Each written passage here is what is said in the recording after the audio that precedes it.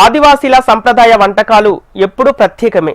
గతంలో వినిపించిన బొంగు చికెన్, పుట్టగొడుగుల కూర లాంటి ప్రత్యేక వంటలను ఆస్వాదించే ఆదివాసీలు మరో కమ్మని వంటకాన్ని ప్రపంచానికి పరిచయం చేస్తున్నారు.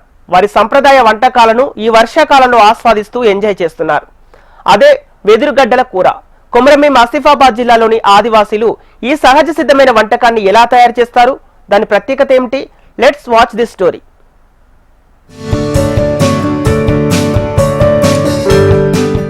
కొమరంభీం ఆసిఫాబాద్ జిల్లాలోని అడవులు ఎంత అందంగా ఉంటాయో ఇక్కడ జీవించే ఆదివాసీల ఆచార సాంప్రదాయాలు కూడా అంతే అద్భుతంగా ఉంటాయి. వందల సంవత్సరాలుగా సహజ సిద్ధమైన జీవనశైలిని అనుసరిస్తున్నారు ఇక్కడి ఆదివాసీలు. అడవులను తమ ఇల్లుగా మలుచుకున్న ఈ గిరిజన బిడ్డలు ప్రకృతి నుంచే తమ ఆహారాన్ని సేకరిస్తారు. రసాయనాల జోలికి వెళ్లరు. కల్తీ లేని స్వచ్ఛమైన పదార్థాలతో వారు తయారు చేసే వంటకాలు రుచితో పాటు ఆరోగ్యాన్ని కూడా అందిస్తాయి. అలాంటి వంటకాల్లో ఒకటి వెదురుగడ్డల కూర. వర్షాకాలంలో చిగురించే వెదురు బొంగుల నుంచి సేకరించిన గడ్డలతో తయారయ్యే ఈ కూర ఆదివాసీల ఆహార సంప్రదాయంలో ఒక విశిష్టమైన స్థానాన్ని సంపాదించుకుంది. కొమరంభీం జిల్లా అంటేనే గోండా ఆదివాసుల యొక్క గొప్ప చరిత్ర గల జిల్లా. ఏదైతే దట్టమైన అడవులు గల జిల్లా.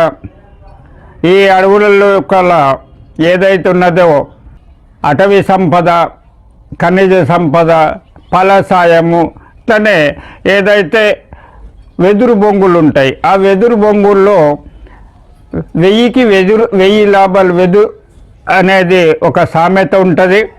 ఆ సామెతలో అంటే వెదురుతోటి లాభాలు. ఇదే కాకుండా ఆ లాభాలే కాకుండా వంటల్లో కూడా మా గోండి భాషలో కర్క్ అంటారు.